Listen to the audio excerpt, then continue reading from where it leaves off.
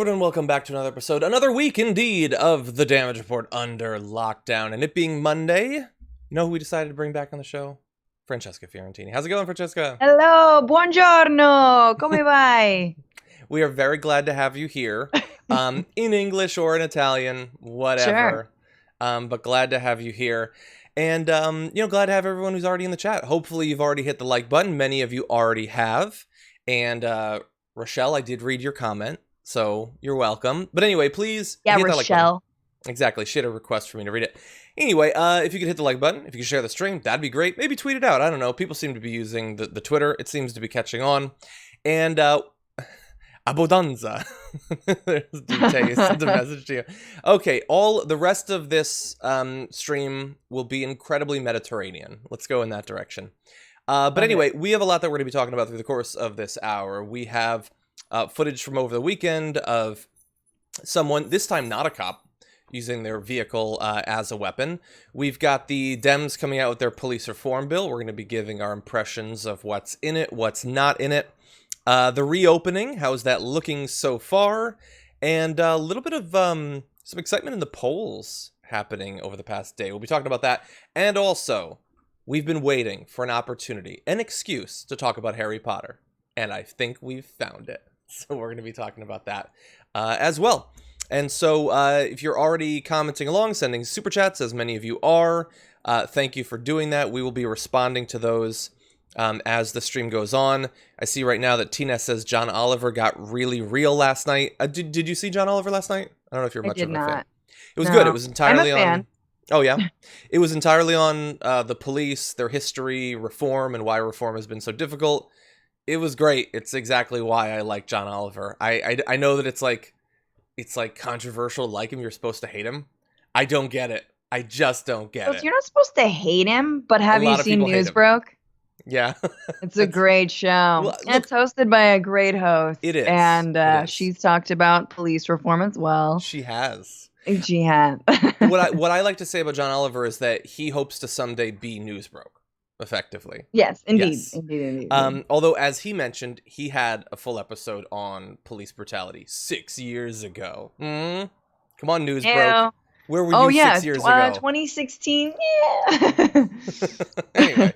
But yes, everyone follow Newsbroke as well. And also the Bitchuation Room. Yeah, that's my podcast. I didn't mean to make this about me. We're there. That's where we are. Wow, so anyway, listen to the Bitchuation Room. Do it. Exactly, do it. And you'll hear Francesca. And theoretically me someday. I keep hearing, someday me. We'll see how you do, kid. Yeah. We'll see how you do with this. Okay. Well, with that, feel free to continue commenting along. We are going to jump into the first story because there are about a million things we need to talk about. So let's do it. Over the weekend in Seattle, another person who apparently not interested in these protests that are going on decided to take their opinion, translate it into murderous violence, and attempted to run down a bunch of protesters with their vehicle. They also, as a backup plan, had a gun, and when a number of heroic people tried to get to the car to stop it from continuing to hit people, opened fire on the crowd. Here's a bit of Facebook Live footage. You'll be able to see the car, thankfully not hitting anyone, and then being swarmed by people. That man at the driver's side window was shot in the arm by this madman, this, let's just say, domestic terrorist. They try to run their car through a bunch of people. That's what terrorists do internationally. And immediately after that, you can also see the individual gets out of the car brandishing the gun, which looks like either a massive pistol or, honestly, from this distance, it looks like he's holding an Uzi or something like that. I assume it's a large pistol. And wanders into the crowd. And there's so many people that initially he appears to get away. Now, apparently, he not only drove through the crowd, but first he had to go through a police barricade to do so. He then walked up to a line of riot police who casually took him into custody. The same sort of casual reaction that I'm sure they had for everyone at the protest that day. This is absolutely unbelievable. I mean, I think this is the same day, right, that Seattle police have been tear gassing. I mean, on some like like Syrian civil war level amount, all of the protesters who have been peacefully assembling there in Seattle just to disperse them. And then this happens. Like, if the cops are good for anything, wouldn't it be to protect people who are exercising peacefully their First Amendment rights from a crazed lunatic who's armed and dangerous? Mm-hmm. You'd think, but oh yeah, he's white. And I think this is the what I hope we can all envision in the coming days. I mean, so much has happened, John, in the last week since we've talked on this front. There's been, reforms that have been enacted by the police themselves, right? And we know that it's not enough. But one thing that I hope is, I think, look, the right to demonstrate will always be there, and we need to protect that. And you know who needs to protect that? Is unarmed police officers. Mm-hmm. They should be protecting the protesters from someone like that, not actually joining in brutalizing them. Yeah. Yeah, and it just imagine, like, there was I think it was referenced on the show by Brett a couple of weeks ago. There's an old Eddie Izzard joke about how when you've killed, like, one person, it's this tragedy. When you've killed enough people, it's like, well, you must wake up very early in the morning. Like, we can't even process it. In the same way, if you're like, you've counterfeited a 20, or if you're selling loose cigarettes, they brutalize you. But if you've just shot a bunch of people, it's like they're almost like, well, I guess that is very impressive. Let's bring this person in. And always peacefully. Always the gunmen get brought in so peacefully. But anyway, the person has been taken in. I imagine they're going to be spending a lot of time in prison. I would hope so, because they not only tried to run over people, they then shot an individual. That person appears to be okay at this point. And by the way, thank you to that person, because it takes a lot of courage to try to rush to stop this person, because he had stopped his car, but he could have jammed on the gas again and run people down. But these individuals tried to stop them. It was a heroic act that unfortunately got one of them shot. Anyway, but yeah, as you say, a lot has obviously been happening. This is the video of, I guess, the violence that we're going to play, but we know that within the last week, there was a 22-year-old college student, I think, that died after being, I think, tear gassed. It might have been pepper spray, but had asthma and died. These are less lethal, but still incredibly dangerous. And the wanton use of them is going, like, a certain percentage of the population has asthma. And if this can cause a deadly reaction, and you just willy-nilly throw it into crowds, or as many videos have made clear, cops driving down the road past protesters, just casually spraying them as they go by, like you might, knock a mailbox over with a baseball bat, it's going to have these sorts of outcomes. Yeah. And again, this is something we have to keep remembering, is that, chemical weapons, tear gas is a chemical weapon, and chemical weapons were outlawed by the Geneva Conventions. Mm-hmm. And the U.S. loves to uphold the Geneva Conventions when it comes to other countries, but never when it comes to our own, right? We've utilized everything from Agent Orange to white phosphorus in Iraq to tear gas in so many instances. And remember, it's not just using it against our own populations, but weapons dealers and these manufacturers who we also have to target, who are selling them internationally. To the, whenever if we want to condemn China for cracking down on the Hong Kong protesters, obviously we do, because we believe in freedom of speech. But I'm saying if our government wants to, well, then they have to ask who's selling them those kinds of weaponry to begin with. The U.S. is really number one on that. Yeah. And people are drawing very, very real parallels between what you're seeing in occupied Palestine, for example, in occupied territories, and what the IDF and Israeli soldiers do to Palestinians, and also what happens in the United States, because the training is shared, just like it's always been when it comes to the U.S. military and now our police forces. Yeah, 100%. We are receiving word, though. You made reference to chemical weapons. I got a message from Bill Barr that these are not chemicals. Right. Because he apparently has the same attachment to the word chemical that many, like, wellness Instagrammers do. Like, yeah, it's vegan, cruelty free. The chemicals are chemical isn't just, it's not just bad chemicals that are chemicals. Chemicals are everywhere. But anyway, that was Bill Barr. By the way, we got a comment from someone saying, that a student in Austin had been killed by beanbag ammo. I am seeing news about head injury. They were apparently, a student was transporting a protester who'd been injured and was hit by beanbag ammunition. I haven't seen that the person died, but apparently was severely injured, and so that certainly is possible. But thank you for keeping us updated in the chat as we go on. Can I just bring up really quickly that I think some conversation we're not having, and that is very difficult to have right now, is about disarming the police. And I know that actually is a really scary thought. I mean, taking away their guns, all the toys, but guns specifically. And it's a scary thought. And we can't do that in this country. Why? Because you have lunatics like that dude in his car who, yeah, he could have used his car as a weapon, but then he got out with a gun. And once again, as we've talked about, on TYT and on the Damage Report all the time, the number of mass shootings, the fact that we can't get any reform when it comes to gun control at all, even the most minimal is fought. Yeah. So it goes hand in hand with, the March for Our Lives and the people and the mothers and everyone who's been working to demilitarize our society. We also have to demilitarize the police. Exactly. Yeah. And we're going to talk more about some of these reforms in just a moment. Before we jump into that, though, I want to read a few of the comments that have come in. Let's see. Eclectic Miscellanea sent us a tweet at hashtag TDR Live that says, Frenefio and John Iadarola, molto bene.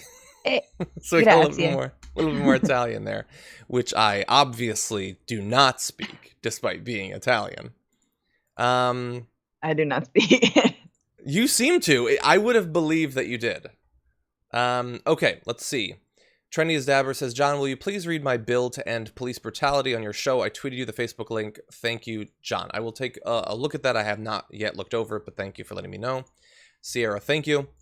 Wilson says, all the people who created it, edited, and approved Fox News graphic, and not one had the decency to say this is wrong. Disgusting garbage people of decades. So that's a reference to, thank you, Wilson. That's a reference to, Francesca, I don't know if you saw this. They had the graphic a few days ago, I think on Friday, and it was change in stock market after certain historical events. And there were like 4 historical events. One was the death of George Floyd. One was the LA riots. One was the MLK assassination. One was another incident of that sort. And they were showing the positive effect it had on the stock market. I don't know what the context was for that.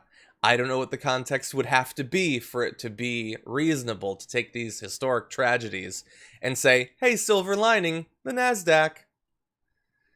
But it was a graphic that they ran. Ergo, police brutality on. Keep it going because the reaction to it is boosting up the market. Exactly. Justin Matthews says, happy Monday. Weekend sucked, but it's a new day. It is, Justin. Thank you. Latoya, thank you. Mel says, arrest the cops who killed Breonna Taylor. It has been a lot of time, and there's been nothing done still. But thankfully, people are putting pressure on them. Okay, let's jump back into the news. Today, the Democrats in the House released their bill to reform the police, and we are going to give our impressions of what is included, what is not, what we think of it. Francesca, here are some of what the bill includes. Provides federal funding for racial bias training. Creates a national misconduct registry for officers to ensure officers with lengthy and questionable records can simply change departments to avoid accountability, and reform qualified immunity laws to make it easier to prosecute police and other government agent misconduct. We're going to stop there for a second. There is more. What's interesting is some of that, we were talking earlier about the John Oliver episode last night. Some of that is what he had been pushing for, like removing the qualified immunity. Some, like the implicit bias training, is like obviously something that we probably approve of, but also at this point, it doesn't appear to be doing almost anything. And so having that as one of the headline inclusions of the bill makes me suspicious right off the bat. Yeah, you lead with kind of your strongest suit. That doesn't feel strong. It's like, oh, we're gonna watch a video and have a school assembly about how racism exists. Yeah. There was a tweet. It was one of the MSNBC hosts. I forget exactly which, but said no amount of training has ever turned a bad person into a good person. Effectively about that. And I thought, well, I don't know if that's 100% true, but yeah, probably largely.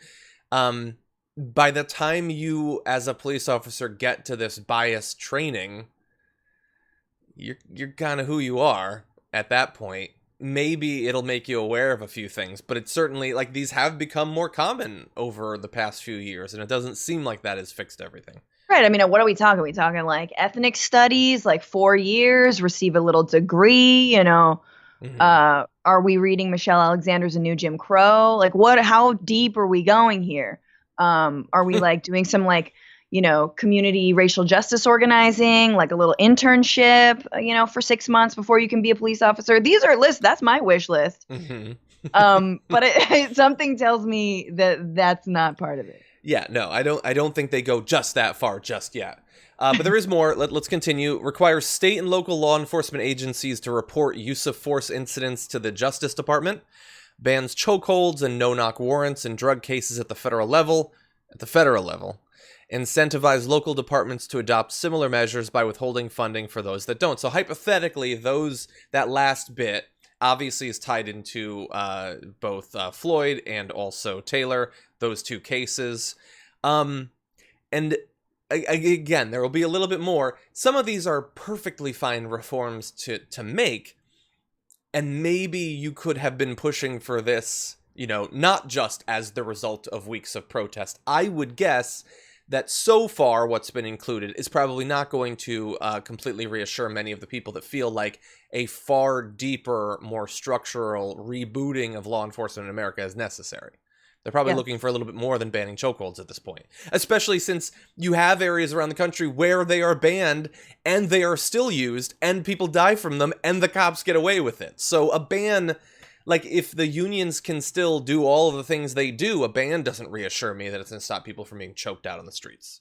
Absolutely. I think that's the main point. Look, police reform in any way, shape, or form is difficult. And these things are absolutely reforms that should be lifted up and passed. But yesterday, 10 years ago, these are no-brainers. And I think you're seeing this new movement who has joined a movement that's already been there, is not content with just some of these really, really toothless reforms. They want bigger than that. And they know we're not stupid, right? We understand that police unions do funnel a whole lot of money into city councils. Mm-hmm. And then city councils, hey, they approve giant budgets for them. Yeah. We also know that unless you're taking away these cops' toys, then we're still going to be brutalized by them, right? What I do think is good is that if there are consequences, they can be examples, and I think that is really important. So yes, if you have to report a use of force to the Justice Department, that's huge. If you have to not just shuffle around police officers who are charged with misconduct, that's huge. But there's so much more that can be done, and I think following the money and is really, really part of that. Yeah.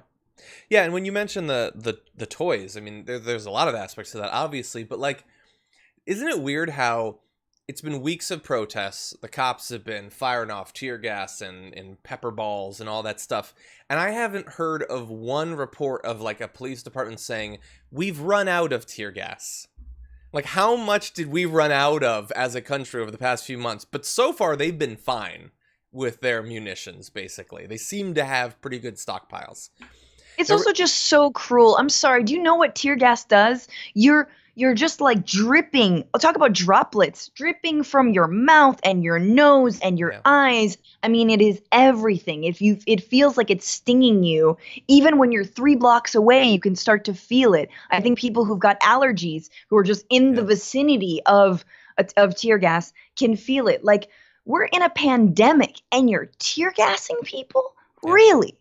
100%. Yeah, yeah. As I've mentioned on the show, my co-host of True North, the docuseries I did, covering protests in Palestine, some tear gas got trapped under her contact lens, and she lost some of the vision in her eye permanently as a result of it. That's what happens. So sort of to this effect, a little bit more of what's in it. The package would mandate the use of body cameras nationwide, which I will just say, I would have imagined at the beginning years ago that would have solved a lot more of the problem. Let's acknowledge it does not. Like, it provides us a window into what happens, but cops very often turn them off. They don't seem to face consequences when they turn them off. And simply seeing what happens for many Americans on juries and things like that, they don't care. So it provides more of a window into what's going on, but clearly not a solution by itself.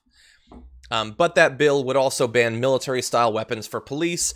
I would like to see a list of what that includes and what that does not include. See, that is very, very key. I mean, if we're banning military weapons for police, let's also ban them for civilians. I mean, I'm just trying to link, once again, we need to demilitarize our whole society. But of course, police have a special responsibility to not brutalize us. Yeah. I think that's a start. I also would like to see, I would like to see a lot more changes that are way more fundamental, like you aren't allowed to say that you feared for your life. Mhm. Because we know that whenever a police officer uses force, they can say that they feared for their lives. But like that could apply to literally anything. And again, back to the implicit bias, like that will go a little bit far, but you can say you feared for your life. I mean, it's a dangerous job. You're constantly afraid for your life, potentially. Yeah. Yeah, we live in a country of a lot of really scared people. Some of them, cops, use it on the job, and then a lot of the stand your ground is just people putting themselves into positions to say, hey, I was scared, I had to shoot this person, even though they put themselves in that position. So they weren't scared when they grabbed the gun and ran to the place, but once they got there, gripped by fear.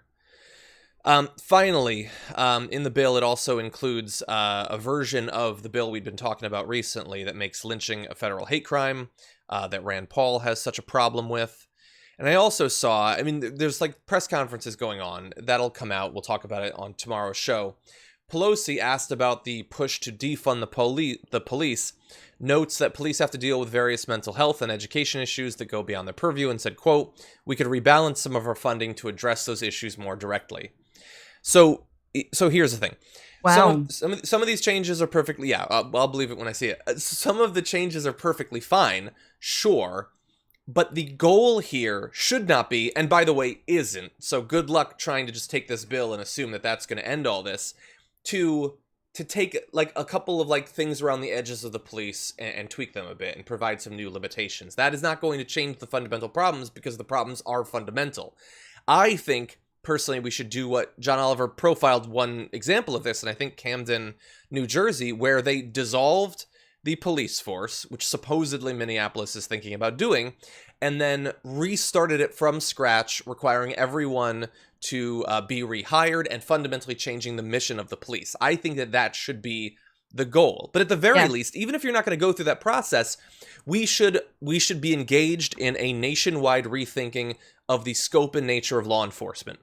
That it does not have to be involved in every aspect of people's lives, that having it involved in every aspect of people's lives multiplies many times over the amount of violence that will be meted out by the police on the people they're supposed to be protecting and serving. Defund the police, like just in case Tucker Carlson is watching, does not mean we don't have any law enforcement ever and we just live in anarchy, red in tooth and claw. And it doesn't mean that, like what Sean Hannity and Tucker Carlson were saying, that just black gangs with guns police the streets. That's not what it means, you racist a-holes. If they would listen for 1 second, they would know. And of course they do know, but they're paid to be lying racists. That's not what it's about. It's about changing the nature of the police, obviously. Yes. And we're not going to do that if we keep on approving these billion-dollar budgets for unnecessary equipment and unnecessary policing. Yes. And I think the real issue is, you know, and I'm sure people have watched 13th. I would suggest you watch it again. But this is part of the prison industrial complex. The police are feeding a private prison industry that needs and wants more and more people in on low-level crimes to make, you know, whatever, uniforms for 2 cents an hour, or fight fires in California for 10 cents an hour, and do all of the other things that basically this now new slavery and new Jim Crow has allowed us to do, which is the prison industrial complex. So we need to go after that. I think it was a huge victory this week. I believe it was outside of Atlanta when $23 million expansion to a prison was denied. Nice. Those are the kinds of fights that we should absolutely be looking at and celebrating. We need to ratchet down, not ramp up prisons. Yeah, 100%. There should not be any profit. No one should be making money off of this. Okay? It's not a good thing to lock people up. We should not have a financial interest in doing it. So obviously, yeah, the private prison should be entirely outlawed. There seems to be some good moves being made in the New York area, but that should be nationwide. Yeah, fundamentally, law enforcement, not just the cops, but including the cops, should be reformed, have to be reformed. And this is the best chance, the best opening or window that we've seen in a long time. Okay, with that, let's read a couple of super chats. We're going to be turning to coronavirus in just a second. Hiroshi Loves You says, I believe the dark side of the force is about power over others, and the light side of the force is about power over yourself. Interesting. Let's make as much of this about Star Wars as possible. Thank you. Zane says, apparently Trump can deploy military as cops. Apparently so. Or not even the military. Just guys in camo. Who knows who they are? Who knows who they report to? They might just be guys from his rallies. We don't necessarily know. Wayne said, Harry Potter stuff, can't wait. Well, you're going to have to wait, but just a little bit longer. Jennifer says, love the new intro and Fantastic Monday. Thank you. Fantastic Monday gets me through the beginning of the week, always. Dutch says, is the pandemic over? What happened to stay home, save lives? As a healthcare worker, it's concerning that people put protests over public health. Look, I understand that, and obviously it's a contentious issue. I will say, we're going to show you video of people out and about, not at protests. The protesters are more diligent in the wearing of masks than any Buffalo Wild Wings crowd I've seen over the past few months. Yes, there are people who are violating the 6 foot, all of that. They would make the case that there are some things more important, and this is a life and death thing that they are protesting. So let's extend a little bit of understanding there. That police violence is a public health issue as well. Exactly. Yeah. They're but it's protesting concerning. to save lives. Yeah, and I think we can hold two things at once. Yep. It is very scary that all these protests may lead to another spike in coronavirus, and yet it is necessary in order to finally, once and for all, get the ball effing rolling on some police reform. Yeah. So yeah, we have to be able to be cautious. And I've been out at protests. I just want to say, hand sanitizer everywhere. People offering all the time. Want some hand sanitizer? Need a mask? Need some gloves? And I was not seeing that at some of the Reopen America protests. 100%. Yeah, we're going to talk a little bit more about that comparison in just a second. Matt Rogers says, hi, John. I live in a small town on Vancouver Island, BC, Canada, called Courtney, and I was driving home and was happy to see BLM protests. It was amazing. On an island that's awesome. Yeah. Nice. Yeah, I've seen the protests all over the world. It is really something. And we're not doing a full video about it, but seeing people pull over in the UK, pull over the statue of that, the guy who apparently helped transport 100,000 slaves, that was amazing. And seeing like the tears from people, like, why would you tear down this statue?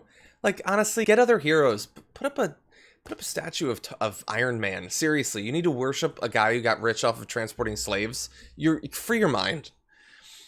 Trendy as Dabbers. So I see your message. Look, I appreciate the offer. I would prefer to keep the super chats non-ad space, basically. But thank you. I see a name. I can't see it very well, but I think I see that name. No. So he sent the message several times, and I've read it before. It's just the promotions for products. I would prefer to keep that out of super chats. But thank you. Thank you for the offer. Kurt says, disband LAPD, rehire them under new department LA peace officers, only hire back anyone with 0 complaints, love unions, but no cop unions. Yes. Some good ideas there. And obviously, yeah, we support unions, but the police unions also, we can point out when they have a bad effect. No human organization is perfect. I don't think you have to completely dissolve unions, but you do have to remake them. Chub Toad says, I'm in Seattle. My boss's husband is a cop, which I did not know until I mentioned on Friday how cops are in the wrong. That must have been a fun conversation. It's a contentious time. Paper Tiger says, wait until Barr hears that water is a chemical. No, chemicals are bad, man. Water's all natural. Okay? Essential waters. And Lazarus says, I love you guys. Lazarus, we love you more. Don't test us. We know it's true. Oh, by the way, and John's Venn diagram of desire says, John Oliver called Tucker a sentient polo mallet, which made my morning. Yes. God. Oh my God, Tucker Carlson lately. Jeez. I sent out a tweet earlier that the masks were coming off. I was not trying to make a comment about the pandemic. but some of the explicit racism over the past few days, the past week or two, has been amazing. Anyway, okay, let's turn now to another topic. Okay. Around the country, cities and states have been reopening, and when Vegas reopened, boy, did it reopen. Take a look at this video. And Francesca, you can see there, I don't know which casino that is, but it's a lot of people, and so far, I haven't seen a single mask. Ugh. And you can just see going by people playing blackjack and there's the high limit tables over there. Yeah, I still. Is this really from now? That is apparently the case. Apparently the case. In any event, it is open, and this is reflective of what people are reporting from on the ground in Vegas. But it is if it is not, I apologize. I've been scammed by Antifa. But this is apparently. Is that a mask? Oh, yep. Nope, we got one two mask. masks. Two masks. We got two masks. Got them. They were the Asians. I saw a friend of mine Thank actually you. there. And there might be a third mask. In one of the comments, someone said they saw 3. I haven't yet. Look, I'm just gonna say, in general, in Vegas, you should be covering yourself up from germs anyway, pre-pandemic. And now, I mean, look, I know that people are saying, you guys say that you care about a second wave and all these people are protesting. As you said, hand sanitizing, they're outside, and they're wearing masks. In Vegas, it is just all there. I mean, casinos are not essential, for the love of God, okay? Craps Can isn't all essential? of these... What? Craps? No, it's not essential? No, dude. It's on your phone. Download the phone game, you dumb idiot. But I guess we have to make all of these Trumpian tycoons even more money, which they did get bailout money because casinos could apply for it, and I'm sure received it. Like, I've seen more distancing at Walmart, which is saying a lot. Like, a little, a lot. I don't know. Walmart's terrible is what I'm saying. I've seen more social distancing from mom and pop shops who can't afford really to social distance because they actually need the money. They want more people in, but they're following guidelines. This is absolutely ridiculous. There is no comparison to protests outside. And it is striking that they would not regulate something like that. Yeah.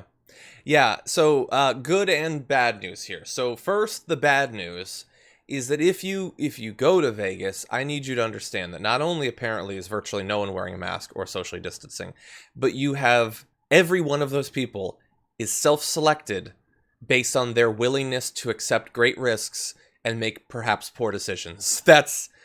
So maybe all of them avoided going or canceled their trip if they felt a bit sick, but maybe they're risk takers. On the other hand, the good news is the only people that go to casinos in Vegas are people who live in Vegas. So this isn't going to spread all over the country or anything. So that's good news. We do have that going for us. Now, I will say, I will say in terms of national, I've been watching the past month or so every day, and I want to reflect both the good and the bad of what we're seeing with coronavirus. So the bad is, according to data collected by Johns Hopkins University, California is one of nearly 20 states that has seen a rising number of coronavirus cases over the last 5 days. So there's a good chunk. Another about 14 have been consistent over that time. They haven't been going up and they haven't been going down. Some of it is really bad news, though. On Thursday, Florida reported the single biggest increase in new cases since the state has been keeping COVID-19 infection records. Earlier this week, Florida had its biggest one-day spike in 6 weeks. Now, that's what we know. Now, Florida is one of the states that has been, pulling a little bit of tricky pizzicky stuff to hide their numbers. That has become pretty common. Georgia and Texas have done that. There are a number of states that have inexplicably had a lot of people die of pneumonia, over and above the number that normally die each year. That seems a little bit weird. But understand that there are a number of states that are going up. That said, there is a bit of good news. Today, this is yesterday, states reported 453 deaths, the fewest since March 28th. And the 7-day average is under 1,000. And you can see there, if you're not on the podcast, that the numbers are trending down. So in terms of deaths, understanding that some states are clearly classifying coronavirus deaths as pneumonia deaths, which is entirely dishonest and dangerous, it does appear that while the case numbers are steady or going up, the death numbers apparently are going down. I want to acknowledge the bad, but I also want to acknowledge the good when it apparently is there. Yeah, that's really good. I mean, I've not heard a word from the federal government on the coronavirus in a while. Mm-hmm. You'd think, Trump would even use sort of the argument that I think a lot of people are making, one of the best arguments against these protests, which is they could spread coronavirus, even though literally everyone is wearing a mask. Mm-hmm. But we haven't, because he's effectively disbanded the coronavirus task force. We don't know what's going on at all, which is still incredibly scary. But I will say, if there were ever a moment to defund the police right now and move that money into services like healthcare, mental health, homelessness services, right? The time is now. The time is during this pandemic that is devastating health and economic impacts. Maybe we don't need the police. Hey, everyone's home. We'll need de-escalation units. We'll need to talk about domestic violence. But oftentimes when you have domestic violence calls and police come in, that can be a recipe for disaster, especially if you're Black or brown. Mm-hmm. Yeah. Yeah. And, I'm sort of curious,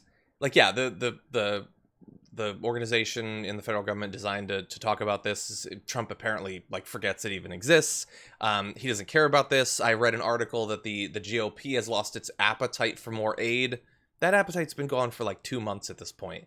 Yeah. And by the way, it's amazing, just from a purely pragmatic political point of view, that they have free reign to inject a bunch of money into the economy to give it a boost in an election year. And they're like, no.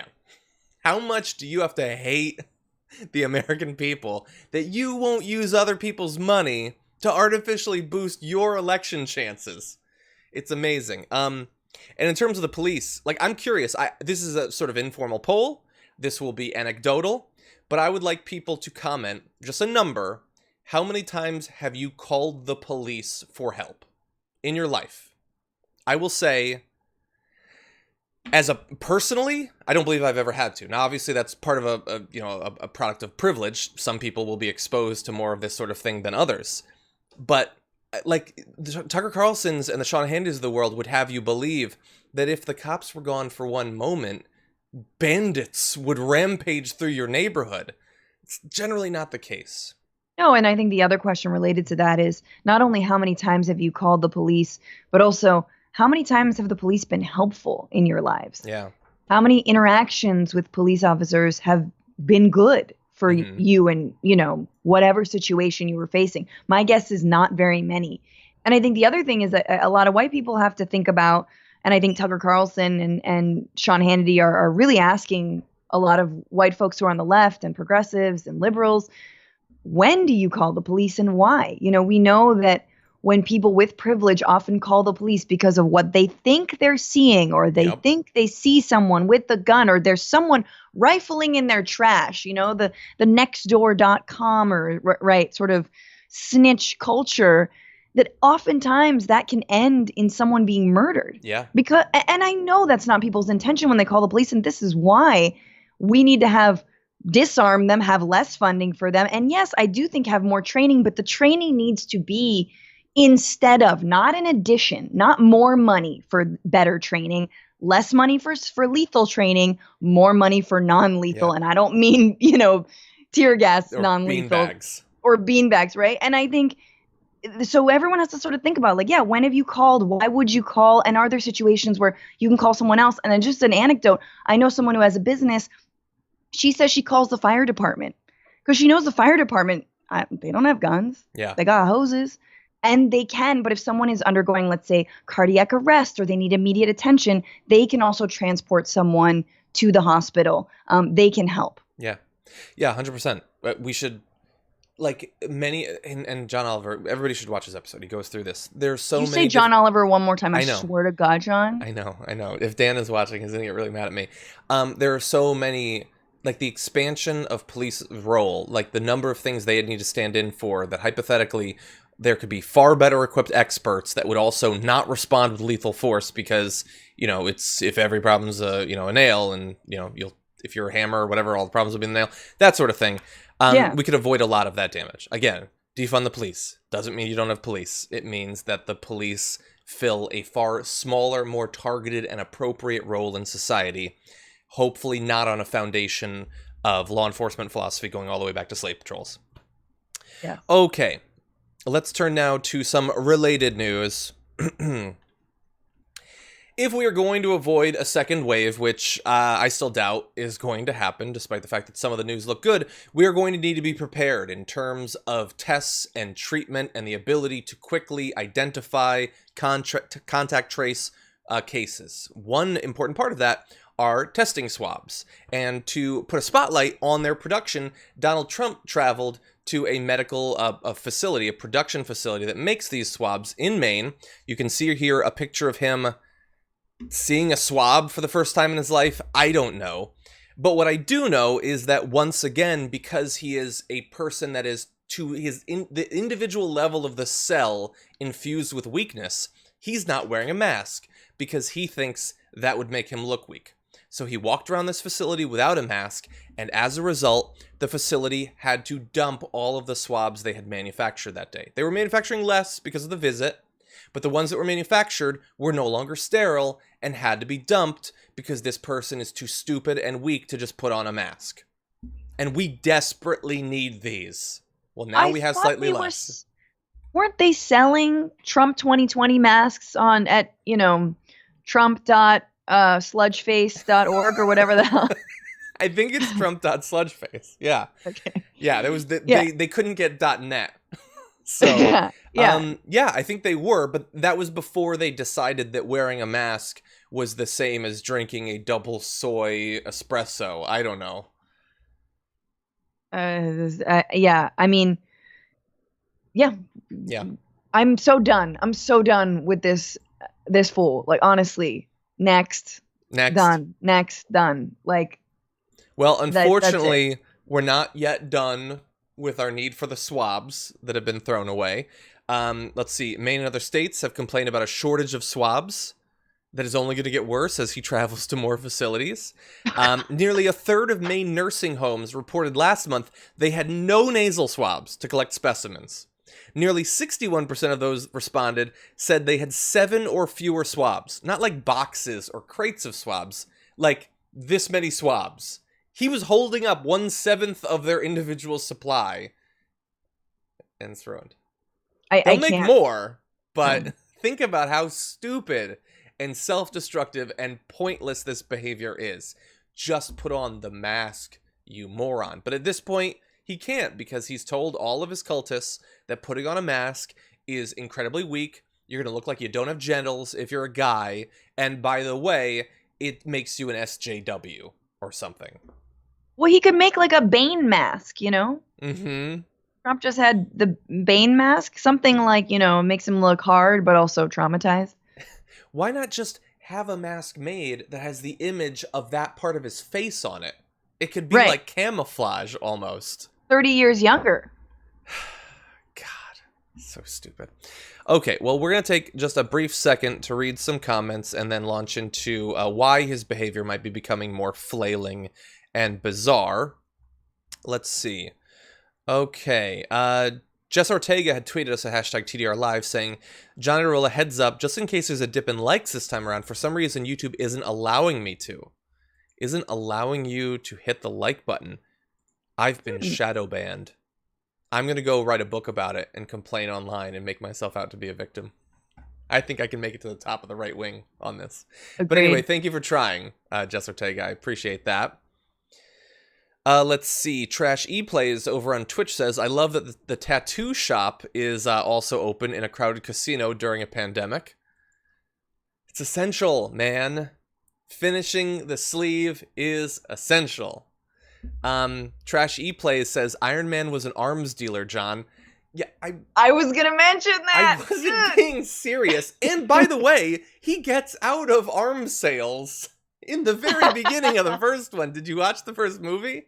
It's about learning about that. Come on, people. Fine, put Blackwood. No, she was an assassin. She worked for the Secret Service, and yeah, no. Captain Marvel. That'll piss off the incels at least. Okay. Let's see. A few super chats, which there have been many of. Thank you, everyone, for the support. Hiroshi Loves You says, should we rename tear gas to Trump cocktails? Yes. He produces tear gas whenever you bring up the fact that he'd hidden a bunker, actually. Jessica, well, it's actually tears and gas, because it's Trump. Jessica Everett says, what do you think about Mitt marching with protesters? Just curious. Love catching live stream with you all. Try to have a good day and all the craziness. Okay, Francesca, that's a great question from Jessica. What do you think about Mitt, Black Lives Matter, Romney? Well, he obviously thought that BLM stood for Bureau of Land Management. It is confusing. I've gotten that mixed up. Yes, that was from a podcast we did. That's a NATO Green joke, not mine. But I say bring it on. Mitt Romney, hell yeah. Join up, dude. Get woke. Get woke. White sideburns don't matter anymore. I think it's okay. I think some people are like, no, like this is co-opting the movement. And no, I think it's okay to co-opt the movement. I think I am of the belief that the more corporations issue their sort of empty statements of support for BLM, the more that they can be pressured. And the more the politicians do the same, the more that they can be pressured. No one's giving, I mean, Mitt Romney doesn't have a party at this point. He really doesn't. And I think listen, come to our side and get woke, man. Yeah. Let's see. We have an image of him at one of the protests. I mean, it's just a little bit funny. And by the way, so when he went to this protest, you knew what was coming, right? Donald Trump tweet, tremendous sincerity, what a guy. Hard to believe with this kind of political talent, his numbers would tank so badly in Utah. I have a feeling. Why would you put tank in quotes? Why is tank in quotes? And I got a feeling, I'm not going to check because I really don't care, but I have a feeling Mitt Romney's probably doing okay in Utah. But look at that. So the idea of what is strength. To be strong, you have to expose yourself to a lethal illness and destroy the production of these swabs and everything. But if you go out there knowing you're going to be attacked by your party because your party's foundation is denying that racism exists, that is weakness. Now, look, is he being sincere? I don't know. I have no idea. Probably not. And I don't want him to be president. But if he's going to go out there, I'm not going to kick him out. There's far worse people infiltrating these protests than Mitt Romney. Yeah, I mean, I'd like to see more politicians out there. Absolutely. Like, developing a soft spot for Mitt Romney. Don't ask him about being pro-choice. That's a bridge too far. But look, it's a start, man. I think, and this is the thing, man. Like, Mitt Romney is people's uncle. You know, people know someone like Mitt, right? Yeah. Reach out to them. Maybe they're more receptive to this message than you think they are. Maybe.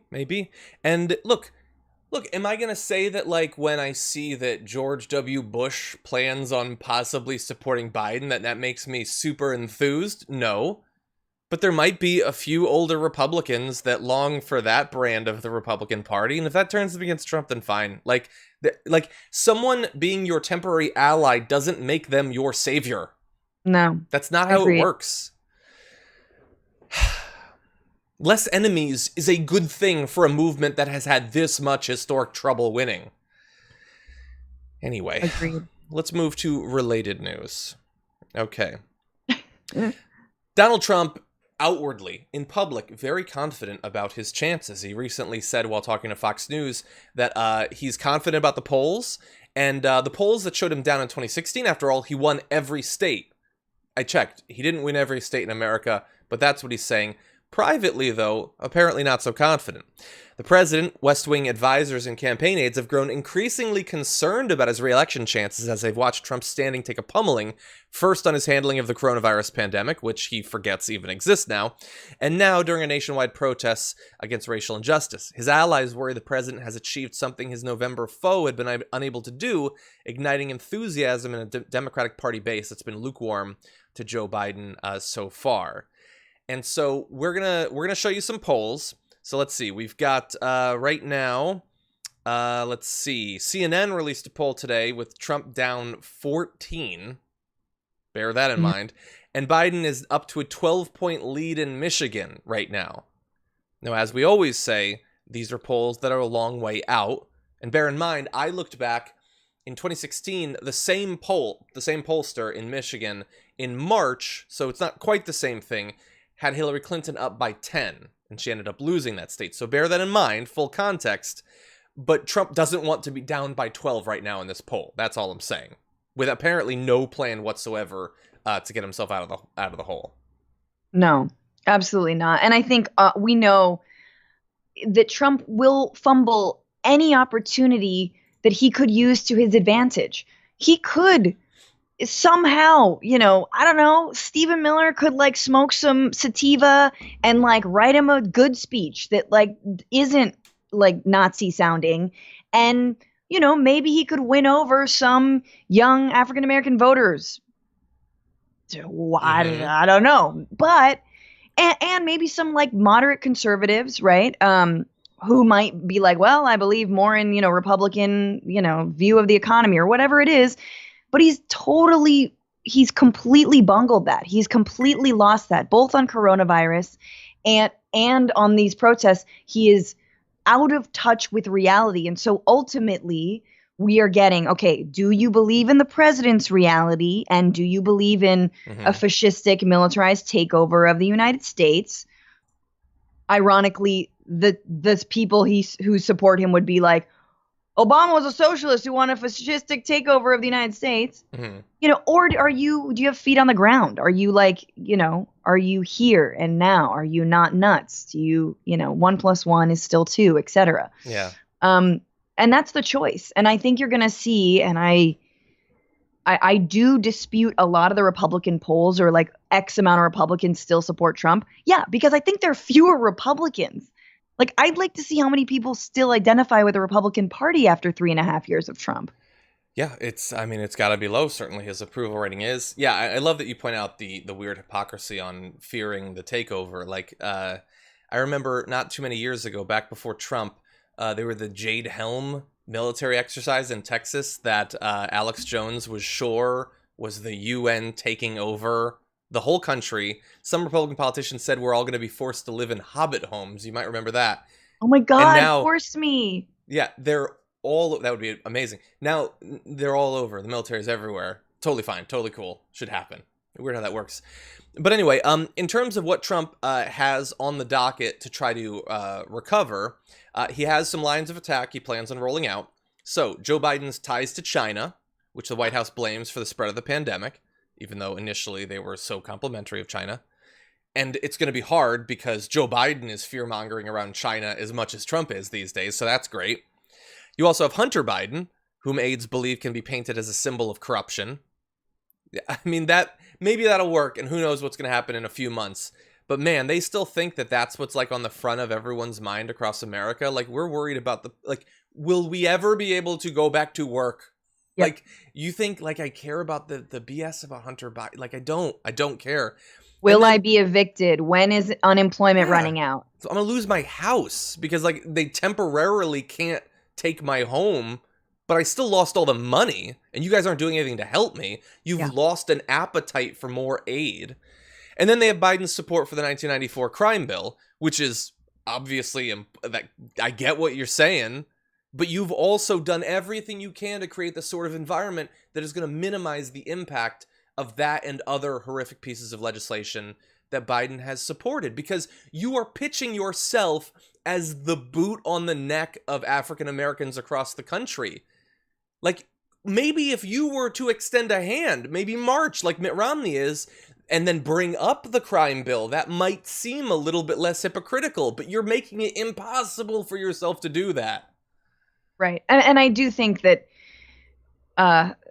it makes you wonder what the Republicans have up their sleeve, right? And we all know that they are doing everything they can to prevent any more funding going into voting by mail, right? Mm-hmm. And that the long lines, the coronavirus, all of those things will be prohibitive on election day.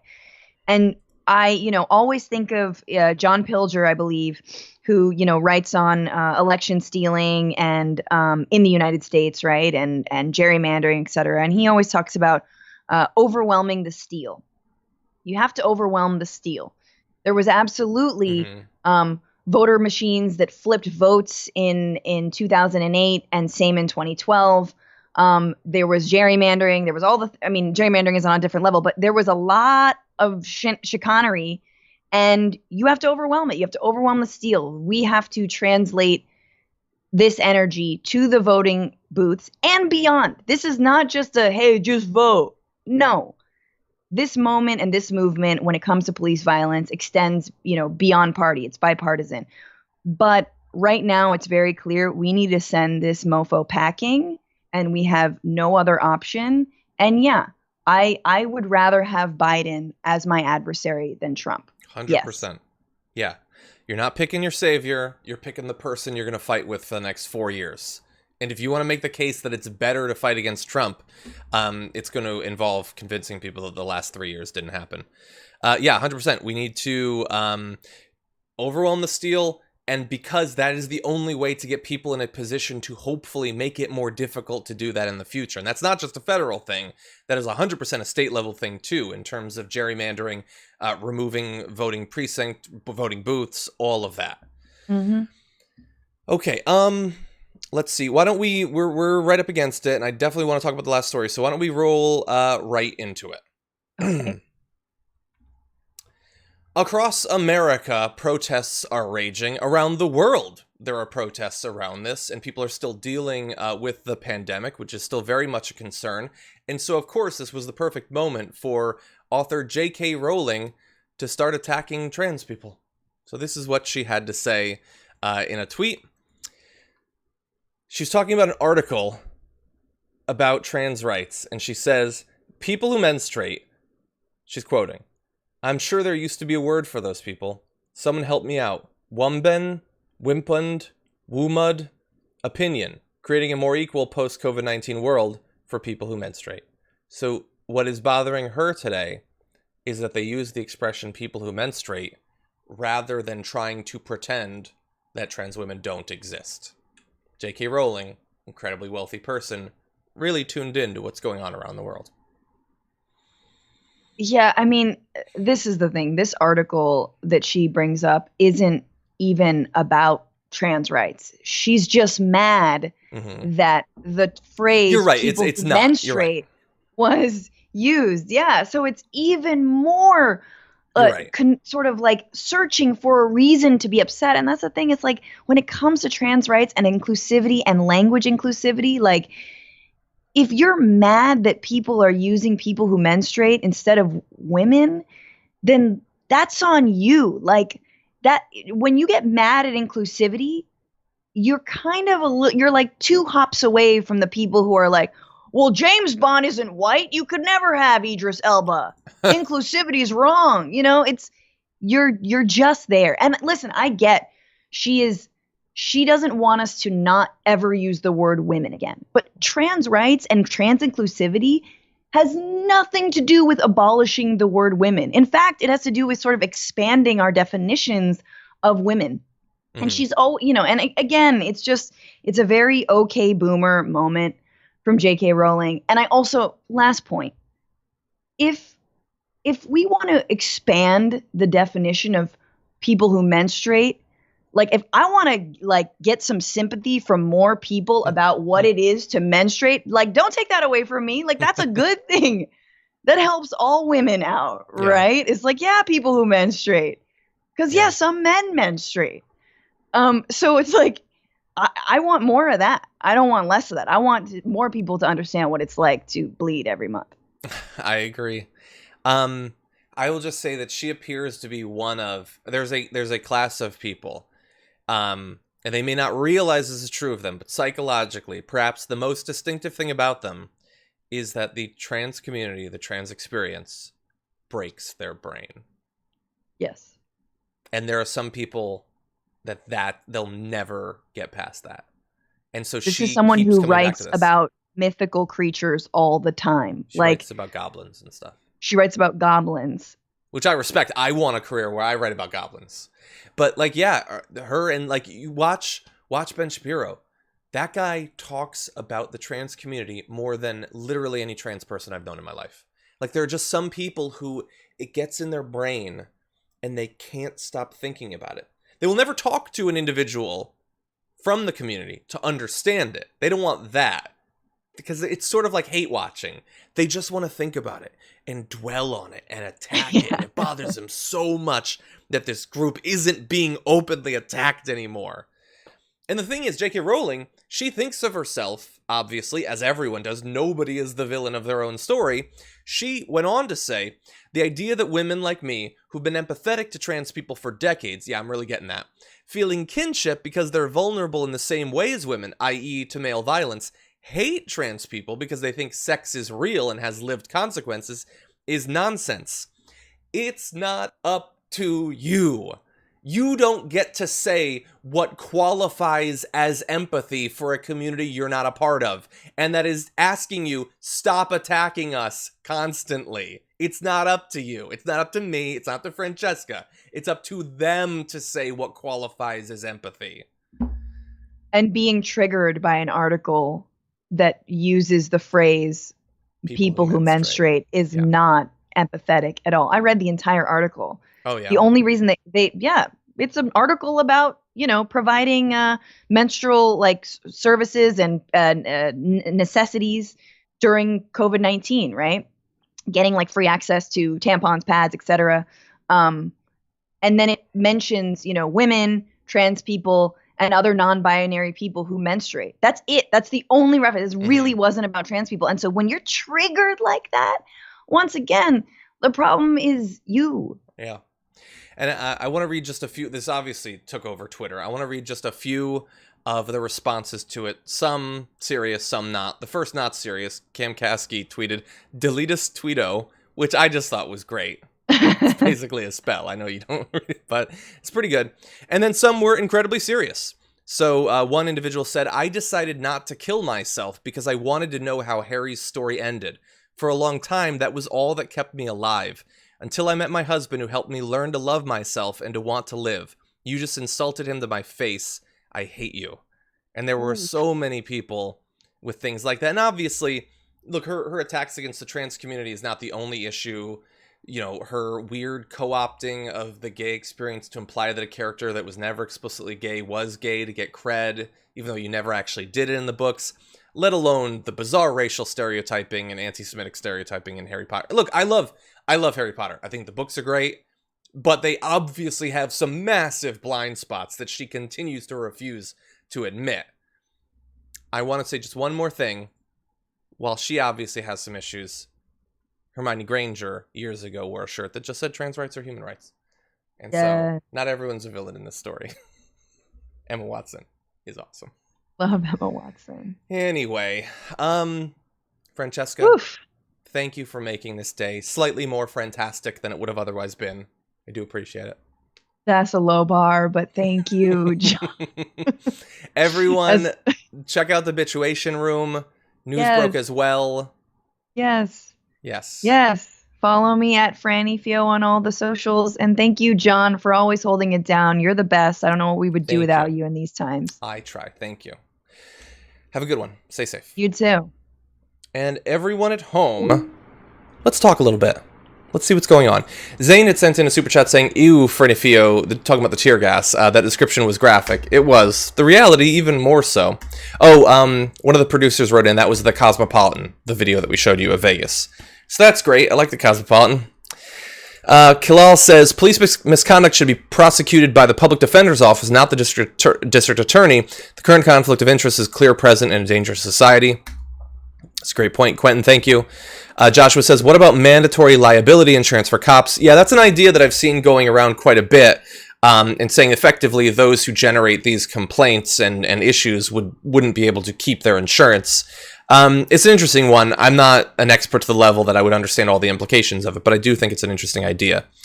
Rob Shively says, it's being reported that the driver shooter is the head of the clan in Virginia. I assume you're talking about in Seattle. Wow, that is something. I guess not shocking that someone would be a murderous domestic terrorist in that way, but thank you for letting me know. Malika says, your broadcasts are my therapy. They help exercise some of the evil that seeps in from so much flagrant GOP hypocrisy. Thank you. Thank you very much. I appreciate that. Alexander says, we had 25,000 peaceful protesters in Munich last Saturday.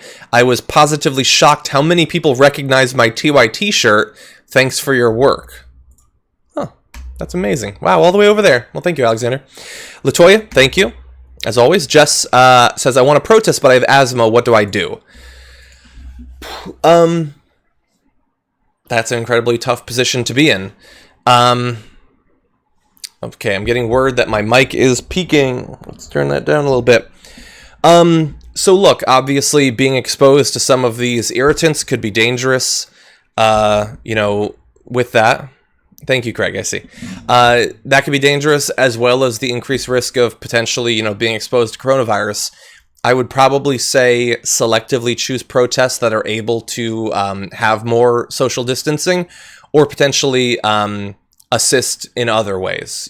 Signal boosting, donating to organizations, those sorts of things, and keep yourself safe. Austin says, are you good at Go Soccer? I don't know Go Soccer. I'm not good at soccer. I can say that. Thank you, Austin. Ty Johnson says, nerdiest political show ever. I love it. Thank you. And it is. We've been certified. Lauren says, replace all Confederate statues with Gundams. That would be badass. Donna DeCasa says, ciao bella, Francesca. Thank you. Jordan Brown says, Stone Mountain Park is a national park, open-air Confederate monument in Stone Mountain that's 73% black. Jesus. A lot of these statues do seem to be going down in the U.S. And abroad. Jim Parker says, any tribes had no police, they got by. Yeah. Justin says, Vegas here. It is from now, unfortunately. Oh, are you in Vegas right now? Really? Wow. Keep yourself safe, man, because people are flooding in, and I doubt they're being as diligent as we would want. Sabine, thank you. Tom says, hi from the UK. Thanks for everything. Learning from well-informed and conscientious people like you has helped keep me sane the past few months. Well, the same for me. Like the guests I bring on, both the people who join me for the full shows, but also the candidates and activists and authors and everybody that I bring in to do interviews. Like one of the reasons I'm doing it is so that I can learn from their experience. I'm glad that's helping. Ghost Dog says, board game idea. Everyone starts out with 10 masks, and if you believe in the current admin, you lose 1 mask. Well, they have to be kept safe, but I doubt they're actually going through all 10. AJ, thank you. Ryan says, love that New York has ruled against 911 Karens. I didn't see that, but yeah, certainly the weaponizing of these police calls needs to end. Okay. Dreaming Music Gal says, I wondered just how many was mad and complaining about people out protesting in large groups with a mask on, as they are gambling without a mask. That's the thing, honestly, with weeks of protests, I have not seen scenes of protests where a lot of people are not wearing masks.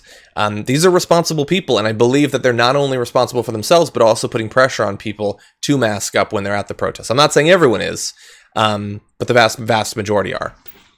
Sherry says, defund the police, fund TYT. There's other places I would put the funding, but if someone wants to fund us, that would be great. Thank you. Tony says, John Oliver, John Oliver, John Oliver, John Oliver. Do your thing, Francesca. Sorry, John. Hey, I only mentioned him like 4 times. Thank you, Tony. Kurt says, Republicans and me have guns. Who needs cops? Tucker. Yeah, well, he said that about gated communities, I guess. It's amazing that he instantly goes to thinking about the experience of people in gated communities. Tempo Dan says, hey, Farva, what's the name of your favorite restaurant? Shenanigans. I think that's a Super Cops reference. There's a picture put in by one of the producers of Super Cops. It's been a very long time since I've watched that, but thank you. Tessie says, every interaction I've had has been positive, but this doesn't blind me to the systemic issues that exist, talking about the police. If we cannot support each other, we all lose. Agreed, Tessie. Thank you.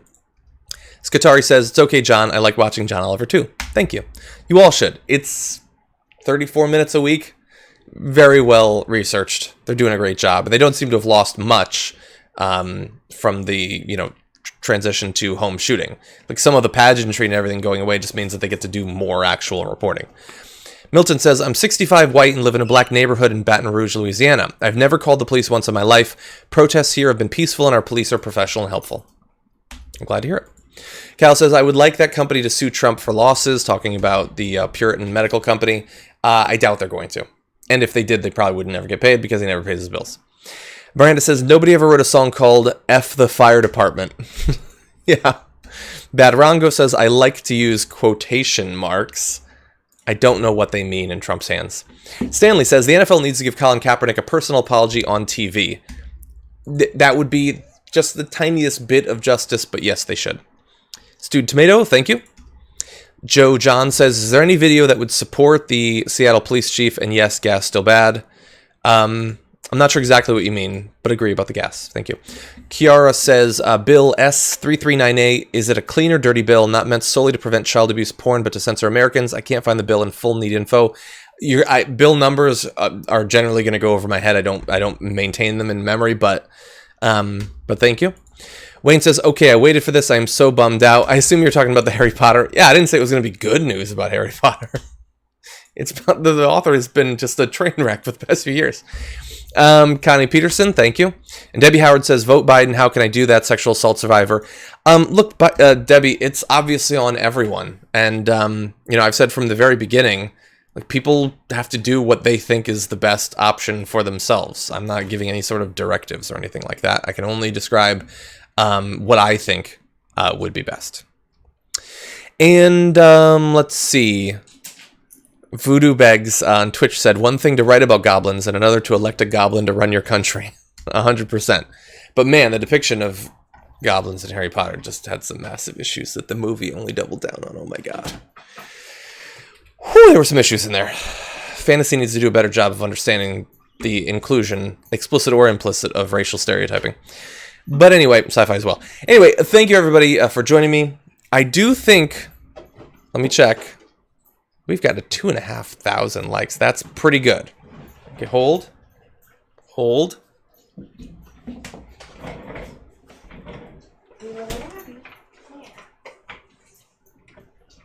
Hey everybody, this is little Abby. Abby has been having a rough week health-wise. She got stung by a bee on her paw, and she hasn't really been herself ever since.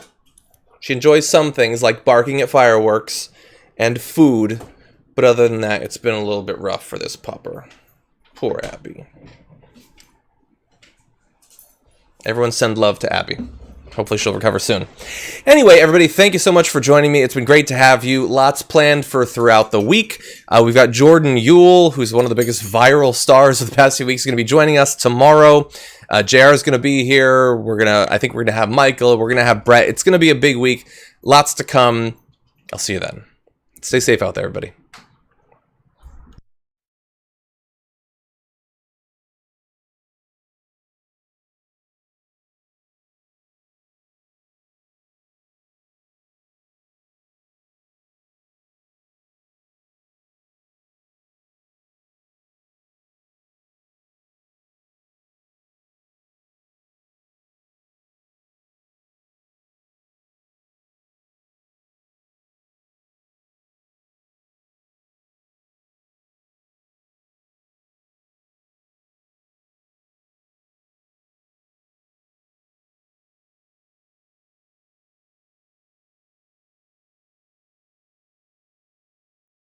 Shell and Burrow. Oh my God, illuminate. Chris.